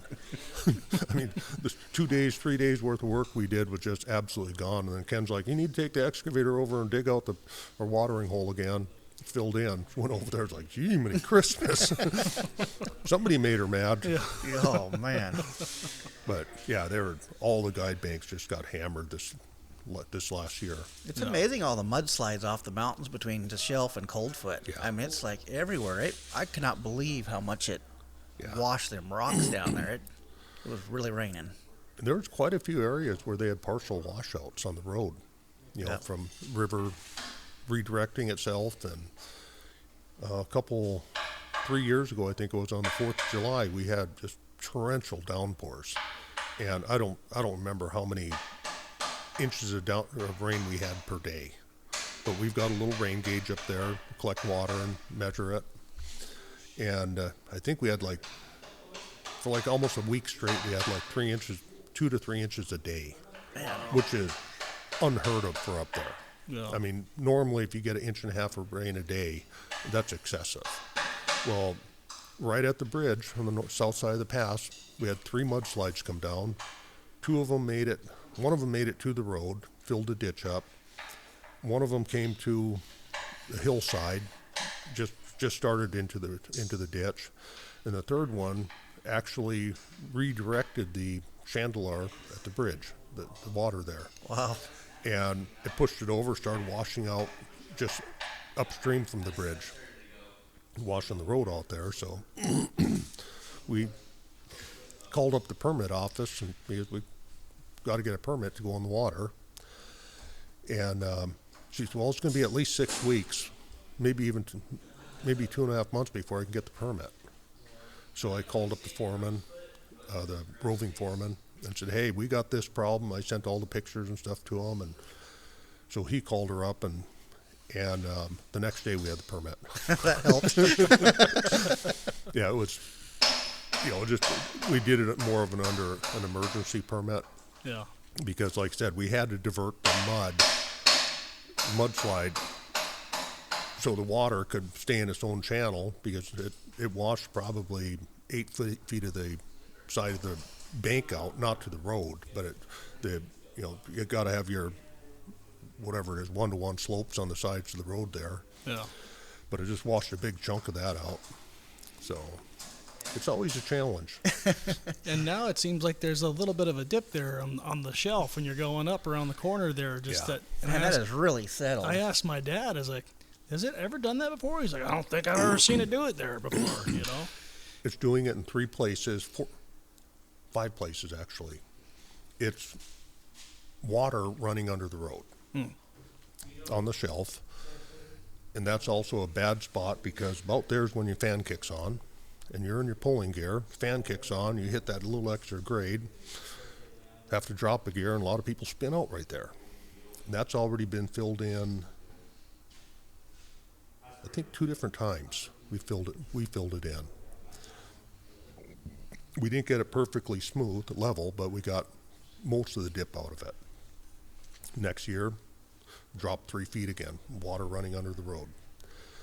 And then you get up on the south side of Ad again, halfway between the waterfall and the first wide spot, there's a little bit of a dip there where water's running under the road, washing the base out. I mean, I don't know how deep down the water is. It might be 30 feet below the road. I don't know. And then right at 125 slide path, that one was really bad. Then you get over on the north side, right at 306. Just as you're coming up, you come around the north switchback, just as you're getting ready to start into the second corner, there's another spot that's sinking there. Then you get up around the corner as if you're going straight towards the pipe crossing.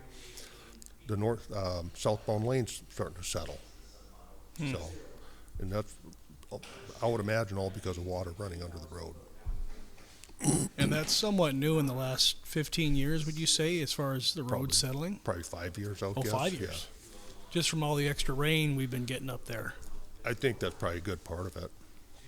Probably 5 or 6 years it's been getting noticeably worse. Wow. But not next year.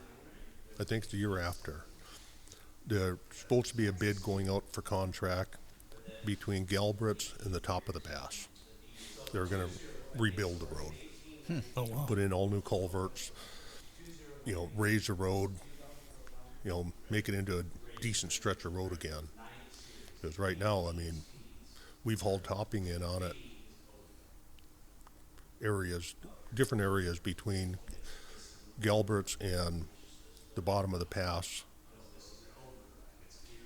I think 3 times that I know of, we've done lifts on it, but we're only putting just a Band-Aid on it. We'll put a 2-inch D1 lift on it, but 3 or 4 years, that D1's gone. Yeah. Dust, mud, it disappears. Yeah. In a lot of wash ponds around town because we're washing off our trucks and trailers. Well, that one at Alaska West is almost full there at the beginning. So do you have your own plane? Yeah. Do you ever fly to work up there from your homestead? Yeah. Oh, yeah. Quite often I do. This year I didn't fly to Chandelar. I flew it into Colfoot. But yeah, I've flown from the homestead or from Fairbanks up to Chandelar. If I know I'm going to be doing something out of Crevice, I'll fly the airplane up there. That way, it's only a 40-minute flight and I'm home. Yeah. Wow. Well, What kind of 45. airplane is that? Cessna 185. Okay. Do you ever buzz your coworkers as a joke? No. You got to have a little bit of fun. I was. We're actually heading up to the homestead from Fairbanks. I was on my off shift. I had the wife and kids in the airplane with me, and it was over Beaver Slide. And I look down there and I see the Iron Wolf, and they're just getting ready to start roading it off of Beaver Slide. So I did this banking turn. It was a 360-degree turn because I had to get in behind him, and I buzzed him right off to the side. I believe John Sowers was in the pickup. He saw me coming. He saw me in the rearview mirror, so he wasn't startled. But I think it was Tommy Haskins or somebody from 7 Mile was actually in the Iron Wolf. I was eye level when he went by beside him. It made him jump. Oh, man. I love doing that to people in boats and snow machines. Yeah. Snow machines especially. Yeah. Because, I mean, they're sitting there, they have this engine droning in front of them, and you'll do a nice low-level buzz over them, and the airplane's right about here when you hear it. It's in front of you. I've actually watched one guy bail off the snow machine and thought it blew up. I was coming south one day, and I was coming up Figure, and the sun was just coming up, and I was just about to crest over the top, and there's 2 Army helicopters buzzed me right there. And man, I ducked in my seat. It was like, well, that isn't going to do any good, but I'm sure the guys seen me somewhere. They were just laughing. Oh, I'm sure.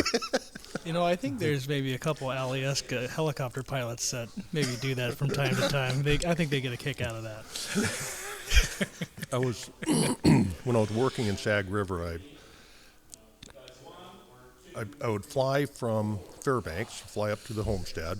I'd drop off a load of supplies. Well, we have a bread truck that comes up the road every Thursday morning that leaves Fairbanks. So I'll take gas or other supplies, I'll drop it off over there, and they'll haul it up there for me. Drop it off at Sag. So on my way home the next week, I'll load the airplane up, gas it up, fly back to Crevice, drop off more supplies for Mom and Dad, and then fly back to Fairbanks. Well, I was coming up, I was empty, still had, fair amount of fuel on board, but I was empty. And so I could see there's a Sag River was coming out of 117 pit. I saw the grayish colored Ford crew cab. So I started to power dive down on them. I passed in front of them, probably 50 feet in front of them at pushing 200 miles an hour, and just wheels just about dragging the ground. Scared the living crap out of them. It turns out it was Tulik. So I started contour flying the rest of the way from Sag. It's only 15 miles, so I'm sitting there going up and down little ravines, and then I come up over the south side of the 120 dip, and I've got that airplane at a 90-degree bank, diving over, holding it at a 90-degree bank so I can make that corner. Yeah. I'm doing probably 150, 160 miles an hour, and I'm next to the road. I'm not over the road, but I'm only 15 feet off the ground. And there's a Alyeska pickup right there.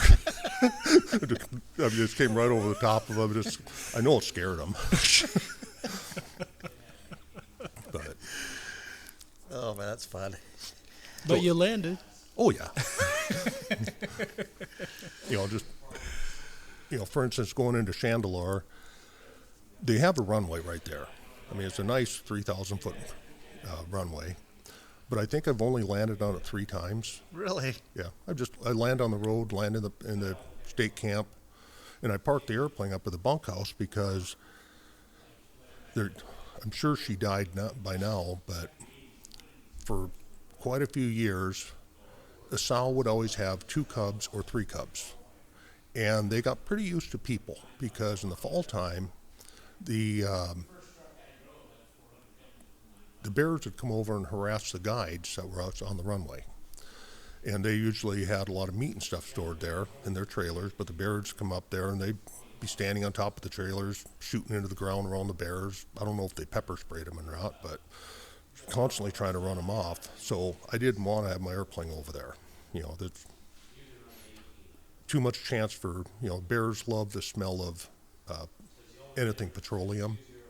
If you have a gas can, they'll bite into the gas can, then they'll bathe in the gas. So I wanted the airplane close to the bunkhouse, so I've got a nice 30-foot wide runway to land on, but as long as there's no trucks in the way. Yeah. I know I made a couple trucks look in the rearview mirror because I've got altitude. So I'd fly over, see a truck coming south, see a truck coming north, and I would land. I'd usually plan my touchdown just south of the avalanche gate at camp. I'd touch down just after the gate, and I'd step on the brakes a little bit, turn into the driveway, taxi up to the bunkhouse, and shut her down. Well, I'd see a truck coming, so I'd do an extended downwind, and then I'd turn. I'd have the landing lights on and get the airplane all dirtied up with flaps, and I'm faster than the truck. Touchdown speed, I'm going slower, but, on approach, I'm doing like 70 knots. He's doing 45 knots. And I've seen him looking, I know he's looking backwards. Can't see him because I can't see in his rearview mirror.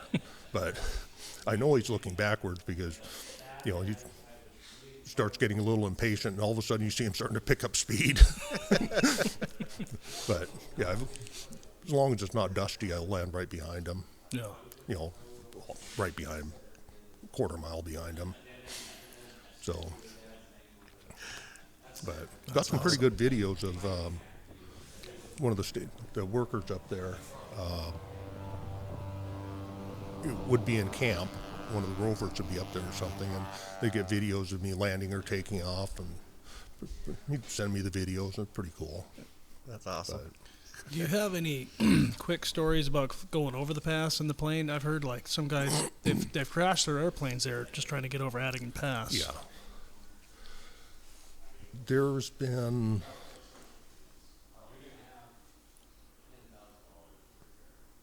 I don't remember what year it was. It was about, I'm guessing probably around 2017, 2019. There was a flight instructor who also had his own air taxi out of Fairbanks.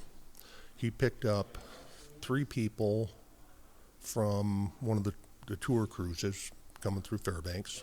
There were 3 Canadians, and he left Fairbanks, flew up to Bettles, refueled, and then I was actually belly dumping on the shelf, hauling gravel down there. And I was coming back up the shelf, and I heard this rumbling noise, which, the noise that the truck is not going to make. And I looked up, and just in time to see an airplane go over the top of the shelf. I mean, it was low. And I got, asked Matt, who was in front of me, I said, "Hey, do you see that airplane?" He said, "No." So he got up on top of the shelf, but he did hear it. And started heading towards camp, and I could see the airplane. By now, it was pretty much over the runway. And it might have had maybe 1,000 feet.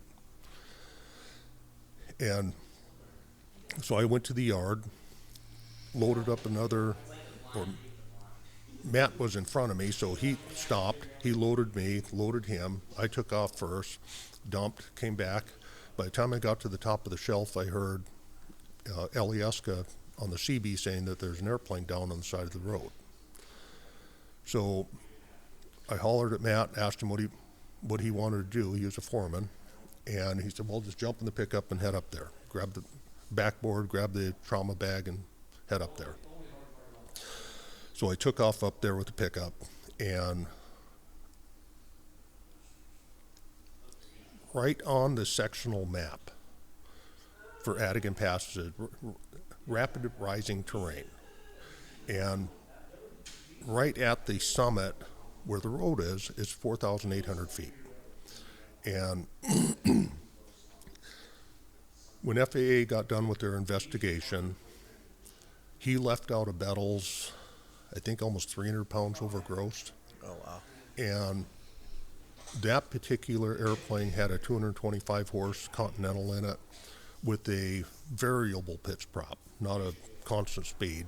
He could adjust the pitch in there, but if he gave it more throttle, he'd have to readjust it because it did not have a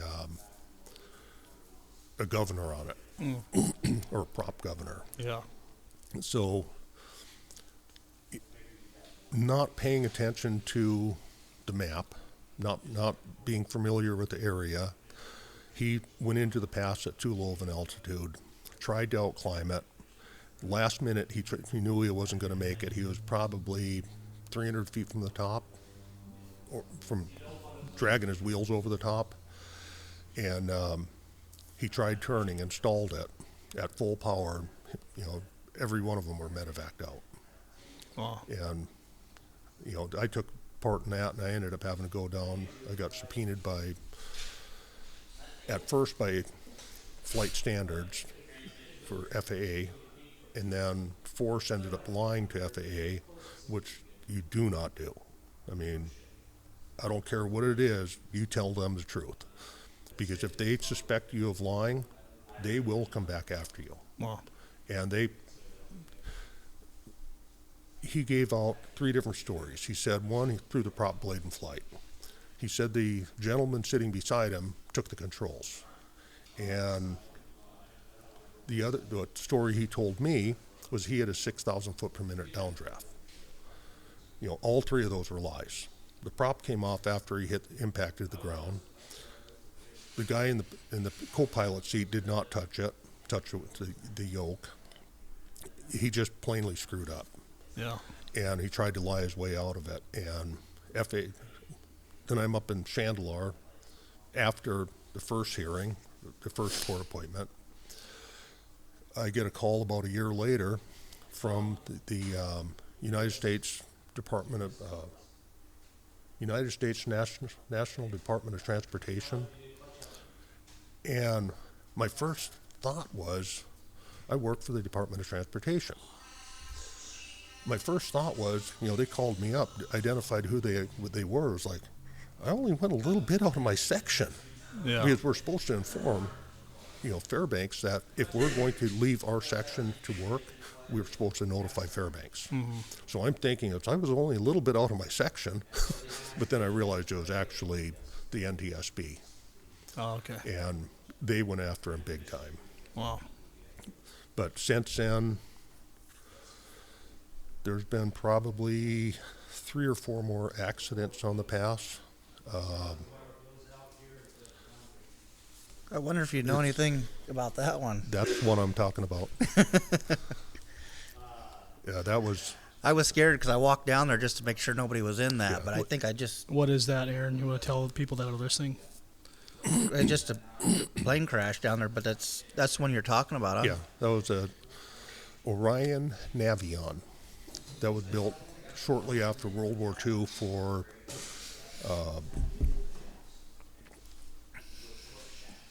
the civilian market. It says U.S. Air Force on the side. It's got the star. Yeah, it was painted that way, Okay. but that was a civilian aircraft. Yeah, I think I hadn't heard a thing about it, and I seen that down there. I was like, oh my gosh, what am I going to find down here, kind of thing. But that's the scary thing about running that road up there. You don't. Was that the one that you went up to then? Yeah, I actually helped carry the pilot off the hill, and he was about 165 pounds. Fortunately, he was not a big man. Did you come back up to the road, or did you go down towards the pipeline? To the pipeline. Oh man, yeah, that's quite a climb down there. It was. it was treacherous going down. When I first started, I started going straight down towards the airplane. But then all of a sudden, rocks started rolling. It's like, that ain't good. I'm going to walk downstream from the airplane. Yeah. So if a rock did come loose and roll down and impact the airplane or a person, it'd roll right by. And Yeah. But I figured I would take his feet because that's the lightest part of the body. The other two big dudes, they can grab his upper body on the backboard. I wasn't thinking, because we're coming down a slope that's at least 45 degrees, if not more, and we can't keep him level. So who do you think is carrying all the weight? You. There's one of the Alyeska ambulances met us at the bottom, and one of the other, I don't know if it was Houston or ASRC or who, I don't know who it was, but they came up partway up the hill and took one side of the backboard, and I took the other side, and then had four of us on it, and it made it a lot easier. Man, that had to take quite a while to get down there, huh? Yeah. That's the thing. But people kind of take some of that for granted. You think there's help or whatever out there, and it's like, man, if you have an issue, it can be a job trying to get you some help. Yeah, it's, fortunately, traffic coming by generally always lends a hand. I mean, we could be out there if the blade broke down. One of the guys that was an apprentice that was working for us, he turned off into this pullout and didn't realize it, but there was about a 3-foot drift there. And we're coming in on changeout, drove right into the drift and just buried the truck. So we got the shovels out, we're digging. Of course, we got cold weather gear, but we're not wearing it. And actually, Rob Chamberlain was coming up the road, and we had the chains out. We were going to try to put the chains on, but we could hear him coming, so we knew he was coming. So he called him up and said, "Hey, we're down here at this such and such a pullout. You got a strap handy?" He pulled us out. So most of the newer, pretty much all of the older truck drivers up there will always stop and lend a hand or make sure you're okay. You get a lot of these new ones, they'll see you sitting your hood open on the side of the road. Somebody from the lower 48s, they'll just drive right on by, which I'm sure you've seen that. Mm-hmm. But, you get the people that's been up here a couple of years, their etiquette's really good up there. Yeah. What goes around comes around. Yeah. Yeah, we're all trying to survive up there. It's like that's just how it is in Alaska. And I guess that's one thing I love about Alaska is most Alaskans will stop for you. Yeah, especially Fairbanks North. Yeah. You get down towards Anchorage, this big city. I mean, they don't usually, unless it's an accident. If it's an accident, you'll see a lot of people, bystanders, stop. But if you just break down on the side of the road, they know you got a cell phone. Yeah. You can call the wrecker. But being up here, I love the way the people are up here. Yeah. Just like over at Colville, working for them, they give me a nice truck all the time, and they let me take my dog with me. Yeah. He goes, my trucking buddy. So what do you prefer? Do you like driving the truck, or do you like running the equipment more? I actually like both. Yeah. It's nice to break it up, though, right? Yeah, it's nice to break it up. Yeah. One of the things that a former roving foreman had tried to get me to become the roving state truck driver because I've got a lot of experience driving. But that was the last thing I wanted to do because I was driving a very rough riding truck for the state for 2 weeks. I get out of that and I get into a truck and drive that for another 2 weeks on the same road. I didn't really want to do that. Yeah. I liked running equipment. Then I get out, get a break in a truck. Yeah. So, but I do enjoy truck driving. Yeah. I love the office views. Office views, I like that. Yeah. I used to send pictures, whether I'm in a truck or in a piece of equipment. I'd send pictures to the wife, and I'd see sheep, I'd see moose, bear, wolves, caribou, muskox, whatever it is, or you get the right time of light, and you just see all these beautiful white snowballs out there. They're all ptarmigan. Yep. You take pictures of that, and you might have 500 ptarmigan in one picture. It's scary when you're driving along and all of a sudden the snow starts flying. Yeah. I did learn something, though. Several years ago, of course, you're driving at night. Everybody's got these super bright LED or HID lights. Well, what does ptarmigan do at night? They're attracted to light. Yep. The very first thing you do is turn your lights off and you see Right. snowballs. Yep. Ken started calling them flying snowballs. And I've had them impact the truck. I've had them impact equipment. And, I'm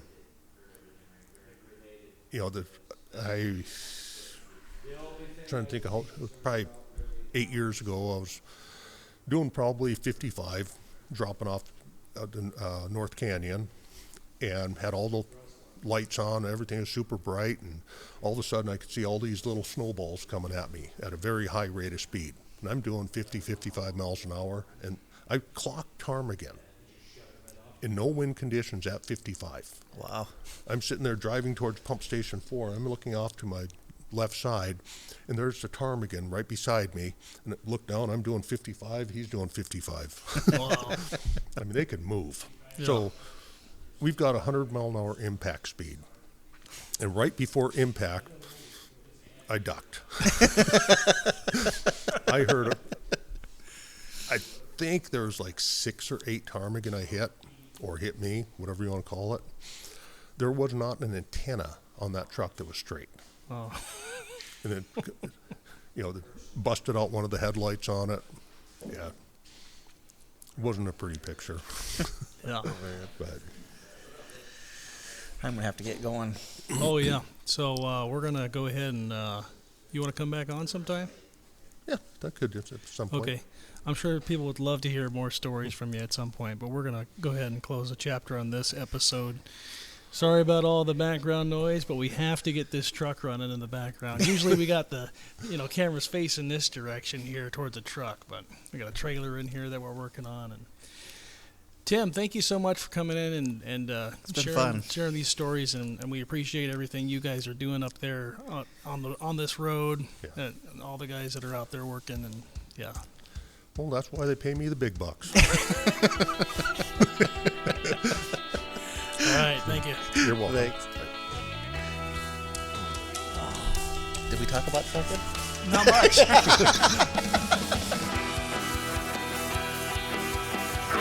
Drive away.